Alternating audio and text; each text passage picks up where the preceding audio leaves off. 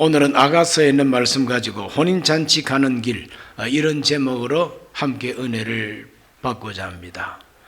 아가서라고 하는 아가라고 하는 이 말은 히브리 말로 쉬르 하시림 이렇게 표현을 하고 있습니다. 이 쉬르 하시림이라고 하는 이 뜻은 노래 중에 노래, 최고의 노래라고 하는 의미가 있습니다. 왜 최고의 노래라고 했는가? 그것은 평민이 아니라 왕이, 솔로몬 왕이 술라미 여인이라고 하는 한 여인에게 마음을 주고 사랑을 주고 끝까지 사랑하고 결혼하고 행복하게 서로가 사랑을 노래하는 그 노래이기 때문에, 왕의 사랑을 노래하고 있기 때문에 노래 중에 노래, 최고의 노래라고 하는 표제가 붙게 된 것입니다. 성경은 신앙생활이 마치 하나님의 독생자 예수 그리스도와 우리 믿는 성도들이 장차 결혼하게 된다고 하는 것을 전제로 해서 그 결혼을 목적으로 예수님과 우리는 정혼한, 약혼한 사이와 같다, 이렇게 비유해서 가르쳐주고 있습니다. 장차 어느 날 우리 예수님이 재림하시고 저 공중에서 어린 양 혼인잔치가 이루어진다고 요한계시록이 말하고 있습니다. 요한계시록 19장 6절로 8절 말씀을 읽습니다. 또 내가 들으니 허다한 무리의 음성과도 같고 많은 물소리와도 같고 큰 우레소리와도 같은 소리로 이르되 할렐루야, 주 우리 하나님 곧 전능하신 이가 통치하시도다. 우리가 즐거워하고 크게 기뻐하며 그에게 영광을 돌리세. 어린 양의 혼인 기약이 이르렀고 그의 아내가 자신을 준비하였으므로 그에게 빛나고 깨끗한 세마포 옷을 입도록 허락하셨으니 이 세마포 옷은 성도들의 옳은 행실이로다 하더라 그랬어요. 어린 양 혼인잔치 자리에 정말 빛나고 깨끗한 흰 세마포 옷을, 즉 신부 단장하고 신랑 되신 주님을 맞이하게 된다는 것입니다. 바로 그날이 잔칫날이에요. 거룩한 잔칫날이에요. 믿는 사람이 많으니까 합동 결혼식 한다 이렇게 생각하면 재미있게 표현이 되는지 모르겠어요.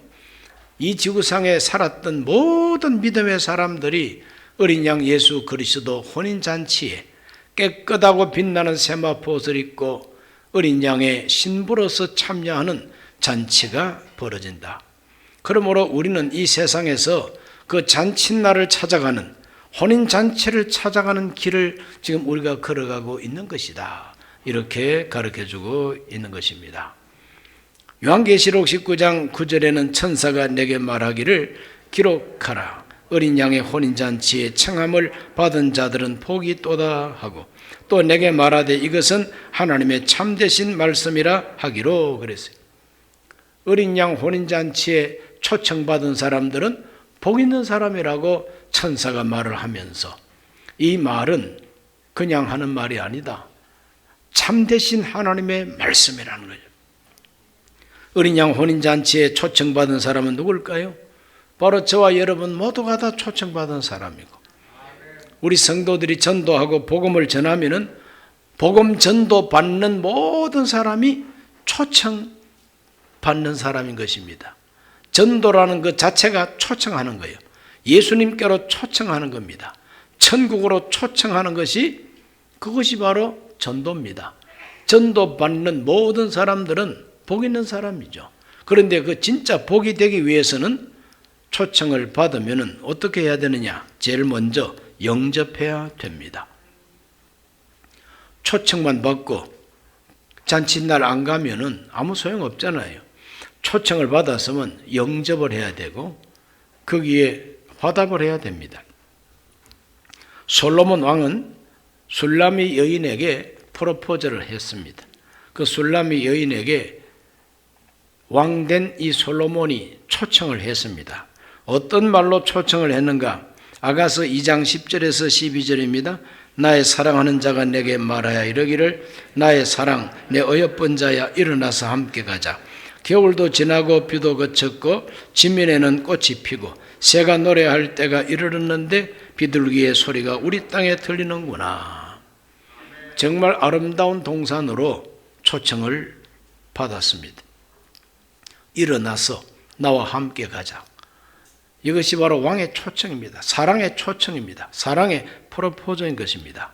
이스라엘 나라의 결혼 풍속은 어떠냐 하면은 청년이 장가들고 싶은 처녀를 발견하면은 먼저 그 집에 그 처녀의 아버지를 찾아가서 제가 장가들고 싶습니다.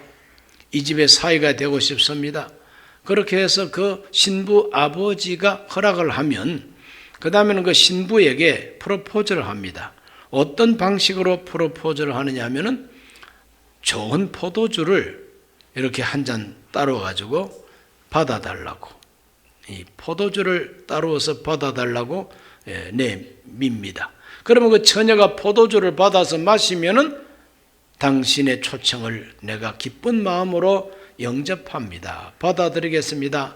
나도 당신을 남편으로 맞이하겠습니다. 라고 하는 화답이 되는 것입니다. 포도주로 프로포즈를 하는 이스라엘 결혼 풍습인 것입니다. 우리 예수님께서도 우리에게 그와 같은 방법으로 프로포즈를 해 주셨습니다. 이스라엘 백성들은 이렇게 프로포즈 할 때에 포도주를 받아 마시면 그 신랑 될 사람은 내 사랑을 받았구나, 내 진심을 받아주었구나, 나를 환영하고 나를 영접했구나, 나도 사랑을 확인해 줘야지. 그래서 지창금을 내려놓게 됩니다. 당나귀 덩어리에 실었든지 낙타 덩어리에 실었든지 그 예단을 내려놓습니다. 그 모든 것이 다 지창금이요. 그건 참 좋은 보화가 있고 좋은 옷이 있고 그렇습니다.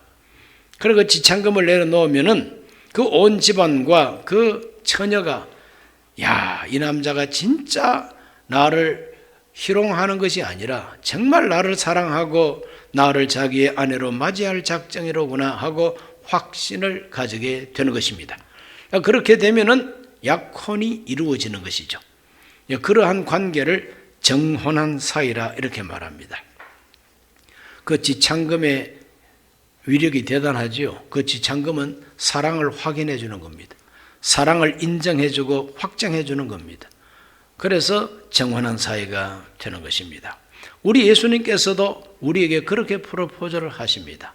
받아 먹어라, 받아 마셔라. 이것은 너희를 위한 내 몸이라. 너희들의 죄를 용서하기 위한 내 피라. 이러면서 예수님은 우리에게 받아 마셔라고 포도주 잔을 내밀고 계신 것이죠. 오늘 우리가 성찬식을 할 때 이 포도주 잔을 받을 때에 그냥 받지 마십시오. 이거는 우리를 사랑하시는 하나님의 사랑의 프로포즈라고 생각하고 기쁜 마음으로 영접하는 마음으로 받아들이시기를 바랍니다. 나 지난달에도 성찬식 했는데 이 달에도 또 해야 되느냐고. 왜 이렇게 자주 하느냐고. 자주 하는 이유는 기억하라고, 잊지 말자고. 우리가 하나님의 사랑의 프로포즈를 받은 사람인 것을 잊지 말자. 내가 그분의 프로포즈를 기쁜 마음으로 영접하고 받아들여서 하나님의 독생자 예수님과 약혼한 사이인 것을 잊지 말자. 이것이 바로 성찬식인 것입니다. 오늘 이 성찬 받으면서 감동 있으시기를 바랍니다. 영접하는 자, 곧 그 이름을 믿는 자들에게는 하나님의 자녀가 되는 권세를 주신다고 요한복음 1장 12절이 말하고 있습니다. 영접하는 자, 그 이름을 믿는 자들에게는 하나님의 자녀가 되는 권세를 줍니다. 아가서로 말하면 하나님의 신부가 되는, 어린 양의 신부가 되는 자격을 줍니다.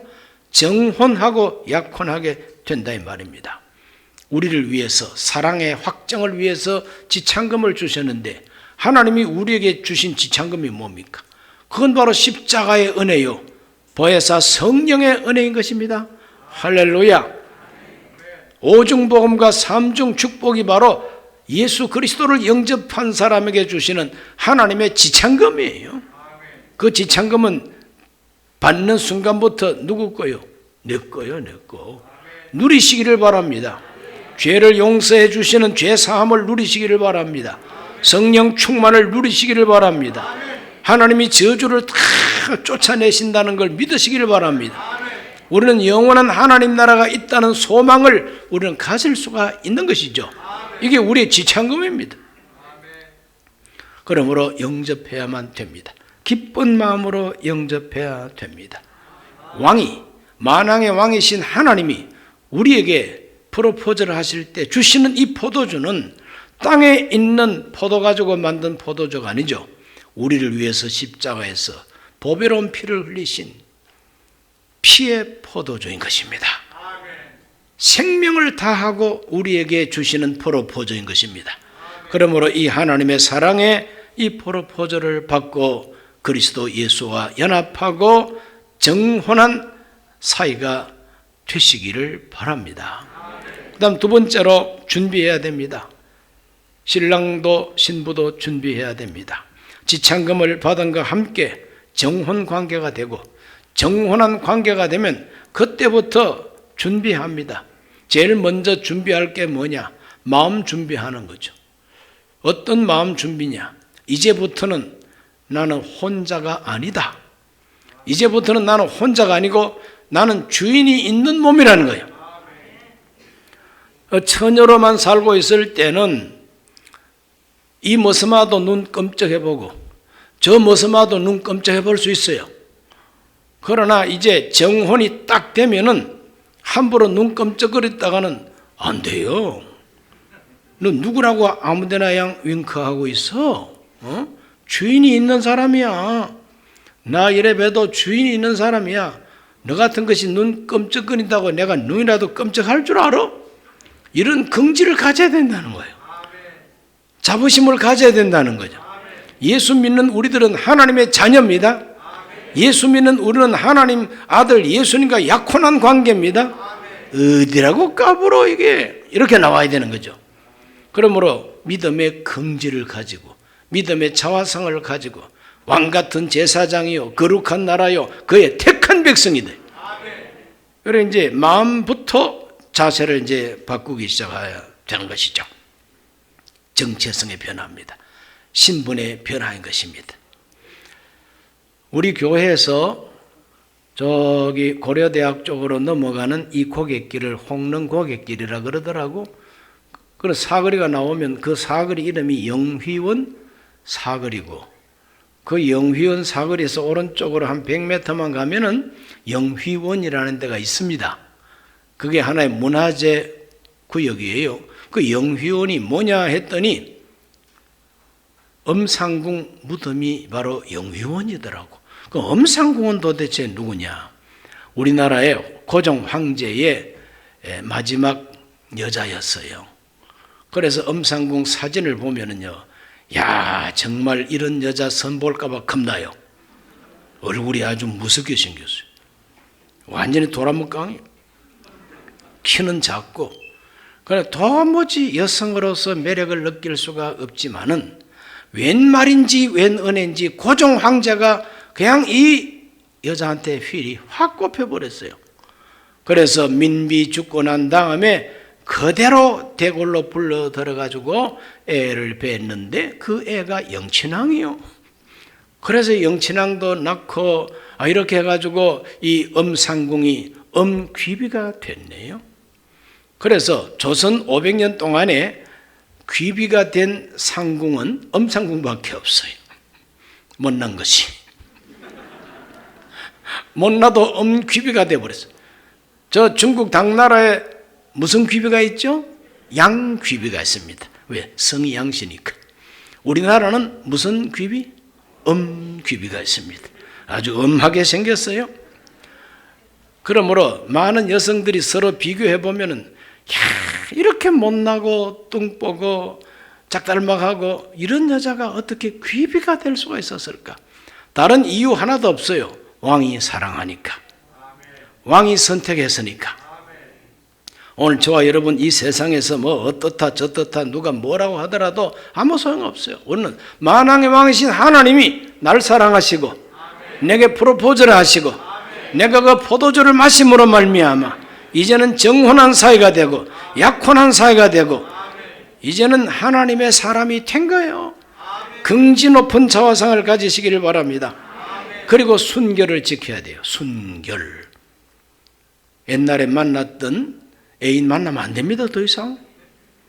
괜히 어떻게 돈 많다고 자꾸 그 남자 카페에서 한번 볼까요? 이런 소리 하면 안 돼요. 오직 예수, 오직 예수, 그분만 생각해야 됩니다. 그래서 그분을 생각하고 그분이 기뻐하는 일만 해야 돼요. 이것이 정혼한 여자가 준비해야 할 일이다 이 말이죠. 그러므로 저와 여러분의 신앙생활이라고 하는 것은 예수 그리스도 안에서 거룩한 자화상을 가지고 긍지를 가지고 기죽지 말고 나는 하나님의 사람이라는 이 자화상을 가지고 믿음의 정조, 믿음의 지조, 믿음의 순결을 지키고 어떻게 하면 주님을 기쁘시게 할까? 처녀가 이제 시집가면 시댁에서 살아갈 준비를 해야 되는 거 아닙니까?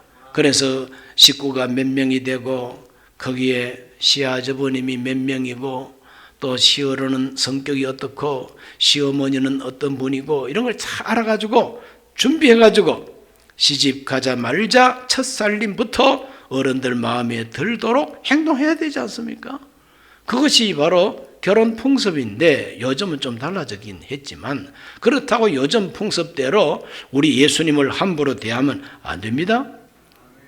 우리 예수님은 거룩한 신랑이 되십니다. 천국 가서 살 준비해야 된단 말입니다. 그러므로 여기서 살지만 내 몸뚱아리는 땅에 있지만 내 마음은 천국에 있어야 되는 거예요. 그래서 하나님의 윤리를 따라 살아야 됩니다. 그것이 신부가 준비할 일이고 신랑 준비할 일은 뭐냐? 신랑은 이제 지창금 내려놓고 자기 집에 갑니다. 자기 집에 가서 뭘 하느냐? 살림집을 장만합니다. 신부 데려오면은 행복하게 살 수 있는 자기 집을 장만하는 거예요. 그래서 이 정혼 기간이 1년, 길면 2년 이렇게 걸린다는 거예요. 그래서 그 기간이 다 지나가면은 이제 신부 데리러 이제 가는 것이 그들의 풍습입니다. 우리 예수님께서도 우리를 정해놓고 하늘나라로 가셨어요. 성천하셨다고. 그게 바로 본가로 가신 거죠. 우리 예수님께서 이런 말씀하셨습니다. 요한복음 14장 1절로 3절. 너희는 마음에 근심하지 말라. 하나님을 믿으니 또 나를 믿으라. 내 아버지 집에 거할 곳이 많도다. 그렇지 않으면 너희에게 일렀으리라. 내가 너희를 위하여 거처를 예비하러 가노니 가서 너희를 위하여 거처를 예비하면 내가 다시 와서 너희를 내게로 영접하여 나 있는 곳에 너희도 있게 하리라. 그 이스라엘 나라 결혼 풍습하고 똑같지 않습니까? 이 땅에 오셔서 우리를 정해 놓으시고 하늘나라로 가셔가지고 처소를 예비하면 내가 다시 와서 너희를 내게로 영접해서 데리고 가겠다고 그러지 않습니까? 오늘 저와 여러분들 이 현재 시간은 주님이 나를 데리러 오려고 영원한 집을 준비하는 기간이다 이렇게 생각하시기 바랍니다. 딱 맞습니다. 그러므로 우리는 기쁨으로 기다려야 됩니다. 소망 중에 기다려야만 됩니다. 자기를 잘 지키면서 기다려야만 됩니다. 긍지를 가지고 절망하지 말고 낙심하지 말고 기다리는 생활이 오늘 우리의 신앙생활이 되어야 된다는 것입니다. 둘째로 신부는 어떻게 해야 되나? 셋째가 되겠군요. 우리는 주님과 함께 해야만 됩니다. 주님을 영접하고 주님 만날 준비를 하고 세 번째로는 주님과 함께 해야 됩니다. 주님과 함께 한다는 것은 무엇이냐? 이제 신랑이 다 준비하고 처소를 준비하면 신부 데리러 오지 않습니까? 그럼 신부 데려와가지고 나하고 같이 가자. 그러면 이제 같이 가야지. 나하고 같이 가자 그러는데 아직까지 볼 일이 많아요. 아직까지 정리할 게 많아요. 이러면서 자꾸 미적거리고 안 따라가고 그러면 안 되잖아요. 신랑이 가자 그러면 냉큼 따라가야 되는 거지. 그래서 그 신랑이 자기 신부를 데리고 자기 집으로 가는 모습을 오늘 읽은 이 아가서 3장에서 아주 재밌게 표현하고 있어요. 3장 6절로 11절까지가 바로 그 이야기인데 다시 한번 배경을 알고 한번 읽어봅니다. 모략과 유향과 상인의 여러 가지 향품으로 향내 풍기며 연기 기둥처럼 거친 들에서 오는 자가 누구인가? 볼지어다 솔로몬의 가마라. 이스라엘 용사중 60명이 둘러쌌는데 다 칼을 잡고 싸움에 익숙한 사람들이라 밤의 두려움으로 말미암아 각기 허리에 칼을 찼느니라. 솔로몬 왕이 레바논 나무로 자기 가마를 만들었는데 그 기둥은 은이요 바닥은 금이요 자리는 자색 깔개라. 그 안에는 예루살렘 딸들의 사랑이 엮여져 있구나. 시온의 딸들아 나와서 솔로몬 왕을 보라. 혼인날 마음이 기쁠 때에 그 어머니가 씌워준 왕관이 그 머리에 있구나. 거친 광야, 아주 거친 들판을 가로지르고 향품을 이렇게 피우면서 60명 그 용사들이 호위하고 지키는 솔로몬의 가마를 타고 예루살렘으로 시집가는 술람이 여인의 모습인 것입니다. 당도했더니 솔로몬 왕이 왕관을 쓰고 기쁜 마음을 가지고 벙글벙글 웃으면서 술람이 여인과 결혼식을 거행하는 모습이 연상되는 부분이 오늘 읽은 이 본문이다 이 말이죠. 이 잔칫날이죠. 이 잔치집입니다. 그러므로 저와 여러분들은 이와 같은 잔치집으로 가는 길을 우리가 지금 가고 있는데 나홀로 가면 안 된다는 거예요. 주님과 함께 가야 된다는 겁니다. 주님을 모시고 가야 된다는 겁니다. 그게 바로 무엇이냐? 가마 타고 가는 것이 주님과 함께 하는 것이죠. 가마를 타라고 해도 싫어요. 나는 걷는 게 좋아요. 요새는요 걷는 게 운동이고 걷는 데 건강이 그래 좋답니다. 그러니 솔로몬 혼자서 가마 태워 가게 하고 자기는 걷고 또 걷고 발이 부러터져도 걷고 가다가 뭐 폭포를 보면은 저기 좀 놀다 갈게요 하고 또 내려가 버리고 또 가다가 들판에 일하는 그 동네 총각 보면 야야 너 이리 와봐 이러고 또 만나고 뭐 얘기하고 그러면 안 되잖아요. 이제는 솔로몬의 가마를 타고 솔로몬과 함께 대화하고 솔로몬과 함께 교제하면서 예루살렘으로 올라가야 하는 길이 바로 이 정혼된 신부의 길이다 이 말이죠. 오늘 우리가 다 이와 같이 가마를 타고 가게 되시기를 주 이름으로 축원합니다. 그 가마가 우리에게는 어떻게 주어졌느냐? 교회가 가마입니다. 교회가 가마인 줄 오늘 아시기를 바랍니다. 이 솔로몬의 가마처럼 이거는 예수 그리스도의 가마예요. 예수 그리스도의 집이에요. 예수 그리스도가 우리를 천국으로 데려가기 위해서 모아둔 것이 바로 교회입니다. 주님이 함께 하십니다. 용사가 지켜줍니다. 천군 천사가 지켜줍니다. 우리 예수님께서는 말합니다. 내가 세상을 이겼노라. 내가 세상을 이겼노라. 마태복음 28장 20절은 말합니다. 볼지어다 내가 세상 끝날까지 너희와 항상 함께 있으리라. 항상 함께 계십니다. 보혜사 성령이 늘 우리를 지켜주십니다. 그것이 바로 60명 호위병이나 마찬가지라고. 허리에 칼 찼다고 그랬어요. 칼은 뭐 폼 잡으려고 찬 게 아니죠. 도둑이 오고 강도가 오면은 그대로 그냥 물리치기 위한 칼이죠. 오늘 하나님은 저와 여러분을 눈동자처럼 지켜보고 계신 것입니다. 그러므로 이 세상 그 어떤 세력도 교회와 성도들을 함부로 대할 수 없도록 하나님이 우리를 지켜주는 줄로 믿으시기를 바랍니다. 담대하라 내가 세상을 이기었노라. 이렇게 우리가 주님과 끝까지 함께하면 우리 예수님은 우리를 어디로 데려가실까요? 이 이스라엘 나라 풍습에 의하면은 그 신랑은 가마 태워서 자기 그 아내 될 신부를 자기 집으로 데려가는 거예요. 자기 집으로. 남의 집으로 데려가는 게 아니에요. 자기 집으로 데려갑니다. 자기가 예비한 살림집으로 데려갑니다. 그곳에서 잔치를 하고 그때부터 살게 됩니다. 하나님이 가정을 보호하기 위해서 신혼 살림을 시작한 신랑들은 전쟁이 나더라도 군대에 데려가지 말라고 율법에 명령하고 있어요. 결혼한 신랑은 절대로 1년 이상 그대로 휴가를 줍니다. 참 멋있는 하나님이시죠. 결혼을 귀하게 여기시는 하나님, 가정을 신성시하시는 우리 하나님, 우리의 행복을 보장해 주시는 하나님, 이것이 구약 시대의 하나님의 모습인 것입니다. 절대 나쁜 하나님 아니죠. 좋은 하나님이 되시죠. 우리 예수님께서도 우리를 위해서 준비한 집으로 우리를 데리고 가시는 거예요. 우리 그 집 구경 한번 하십시다. 요한계시록 21장 1절과 2절입니다. 또 내가 새 하늘과 새 땅을 보니 처음 하늘과 처음 땅이 없어졌고 바다도 다시 있지 않더라. 또 내가 봄에 거룩한 성 새 예루살렘이 하나님께로부터 하늘에서 내려오니 그 준비한 것이 신부가 남편을 위하여 단장한 것 같더라 그랬어요. 정말 아름답게 단장된 그 새 하늘과 새 땅, 새 예루살렘 성이 하늘에서부터 내려오더라 그랬어요. 그 새 예루살렘 성이 바로 내가 너희를 위하여 처소를 예비하러 가노니, 주님께서 예비하신 처소입니다. 우리가 가서 살아야 할 집이라고.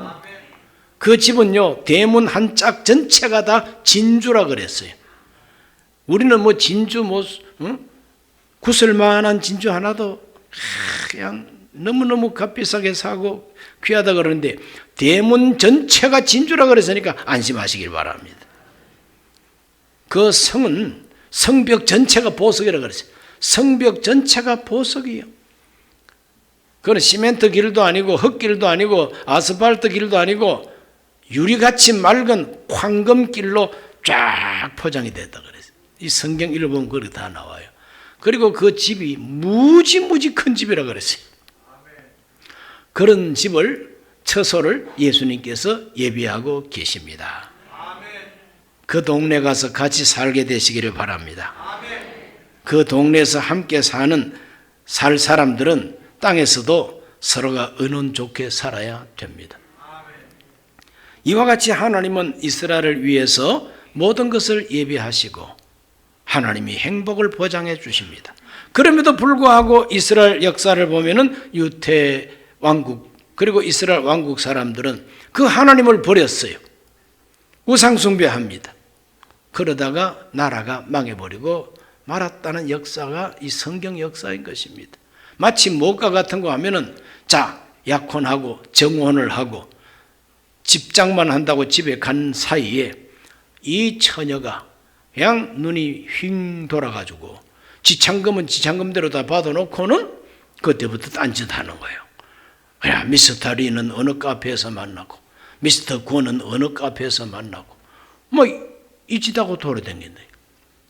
그러니 신랑 된 사람이 가만히 소문을 듣자니 이게 타락해가지고 그냥 순결을 지키지도 아니하고 영딴 세상 사람처럼 산다 이 말이에요. 파혼할 수밖에 없잖아요. 버릴 수밖에 없잖아요. 그래서 하나님께 버림받은 역사가 이스라엘 그리고 유다 왕국의 포로 생활입니다. 바벨론에게 패망하고 아시리아에게 패망하고 포로가 돼가지고 피눈물을 흘리고 노예 생활을 할 수밖에 없었던 것은 하나님 언약을 깨뜨렸기 때문이에요. 결혼의 언약을 깨뜨린 사람, 그런 비극을 맞이하게 됩니다. 그래서 이스라엘 백성들은 포로 생활을 하면서 깨달았어요. 우리가 믿을 하나님은 야훼 하나님밖에 없구나. 우리가 지켜야 할 법은 하나님의 율법밖에 없구나. 유다 왕국 사람들은 피눈물을 흘리면서 그 진리를 깨닫고 다시 해방된 다음부터는 정신 바짝 차리고 하나님 말씀대로 살겠다고 애를 많이 썼습니다. 그래서 지금도 이스라엘 사람들은 우상 숭배 안 하지요. 지금도 그들은 하나님 말씀대로 살겠다고 노력을 많이 합니다. 포로 생활 이후부터 그 이스라엘 사람들은 자기들의 절기를 지킬 때 1년 중에 제일 첫 번째 가장 큰 명절이 유월절입니다. 그 유월절을 지킬 때 아가서를 읽습니다. 출애굽기를 읽는 것이 아니라 아가서를 읽어요. 왜 아가서를 읽습니까 했더니 솔로몬 대왕이 술람이 여자를 끝까지 사랑했던 것처럼 야훼 하나님이 우리 이스라엘을 끝까지 사랑하시는 하나님이라고. 그래서 우리들은 그 하나님의 사랑을 다시 기억하고 또 기억하기 위해서 유월절만 되면은 아가서를 읽고 있습니다. 이렇게 대답을 하는 거죠. 오늘 저와 여러분도 이 구약의 아가서가 나를 사랑하시는 예수님, 나에게 사랑의 프로포즈를 주신 우리 예수님, 내가 영접함으로 그분과 연결이 된 이후에 주님은 우리를 위해서 잔칫날을 정하시고 영원히 살 집을 예비하고 계신다는 거 의심 없이 믿으시기를 바랍니다. 한눈 팔지 마시기를 바랍니다. 아무 곳에나 가지 마시기를 바랍니다. 아무나 만나지 마시기를 바랍니다. 그 나라에 가서 합당한 생활을 땅에서도 준비하셔야 되는 것이죠. 바로 그런 신부가 장차 신랑으로부터 칭찬과 큰 상을 받게 될 줄로 믿습니다. 기도합니다. 존귀하신 아버지 하나님, 오늘 아가서를 통하여 이 잔치집으로 가는 길이라고 하는 이 제목으로 은혜를 나누었습니다. 어린 양 혼인잔치로 가는 이 길에 오늘 우리들은 주인공 신부가 되어 있음을 잊지 말게 하여 주시옵시고, 주님 앞에 긍지 높은 자화상을 가지고 순결을 지키고 주님을 기쁘시게 하는 삶을 살게 하여 주옵시고, 항상 주와 함께 살게 하여 주시옵소서. 예수님 이름으로 기도하옵나이다. 아멘.